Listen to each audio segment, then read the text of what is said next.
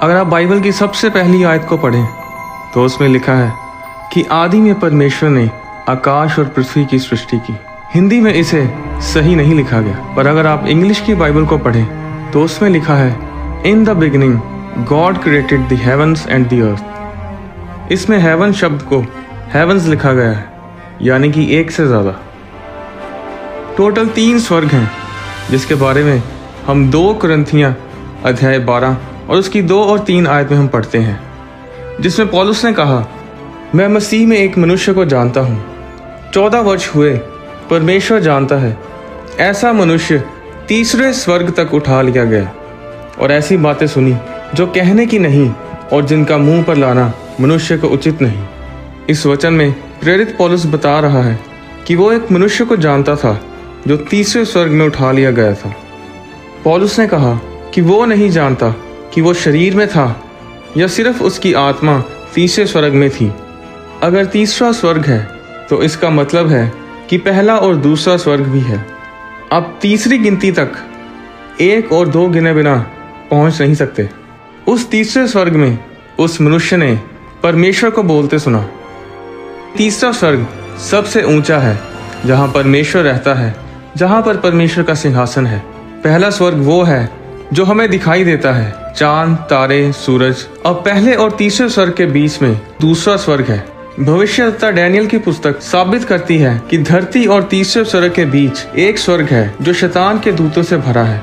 Daniel की पुस्तक में जब स्वर्गदूत ने डैनियल को दर्शन दिया तो उसमें हम पढ़ते हैं कि डैनियल 21 दिन तक उपवास रखकर प्रार्थना करता रहा और 21 दिनों के बाद उसके सामने एक स्वर्गदूत आ खड़ा हुआ।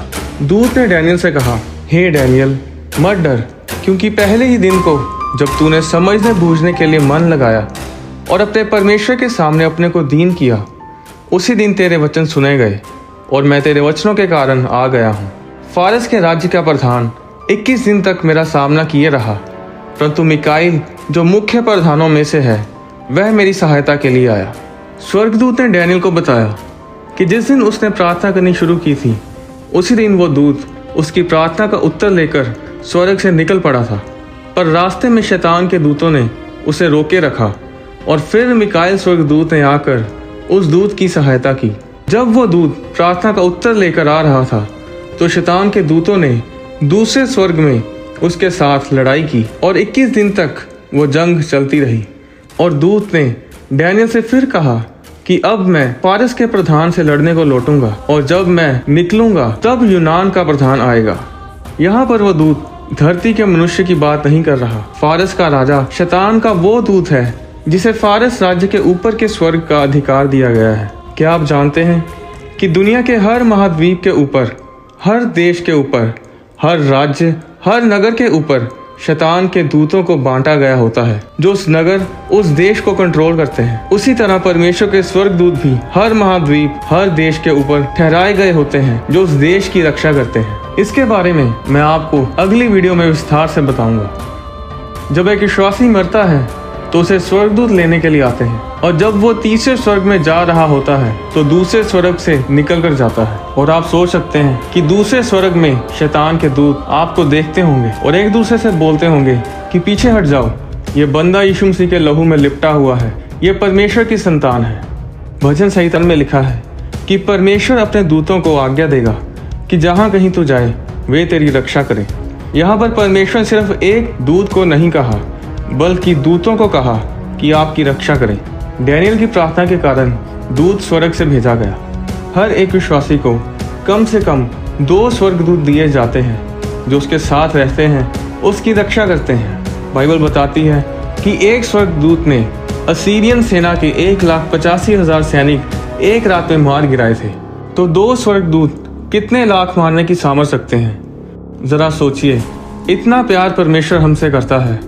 स्वर्गदूत तभी उत्तर लेकर आते हैं जब हम परमेश्वर के साथ सहभागिता में बने रहते हैं। अगर डैनियल प्रार्थना ना करता तो दूत ना आता। डैनियल की प्रार्थना पहले ही दिन सुन ली गई थी। परमेश्वर आपकी प्रार्थना को उसी समय सुनता है। बाइबल में लिखा है कि जिसने कान को बनाया, क्या वो खुद सुन नहीं सकता? आपकी फास्टिंग, आपकी प्रार्थना स्वर्ग में हलचल मचाती है। जब आप प्रार्थना करने बैठते हैं, दूत तैयार हो जाते हैं आपके उत्तर को लेकर आने के लिए। परमेश्वर के वचन में बने रहें, प्रार्थना और उपवास करना ना छोड़ें। परमेश्वर आपको आशीष दे। क्या आपने कभी सोचा है कि जो बच्चे गर्भपात के कारण मर जाते हैं, जो मिसकैरेज के कारण मरते हैं, वो कहाँ जाते हैं? अगली वीडियो में मैं आपको इस रहस्य के बारे में बताऊंगा।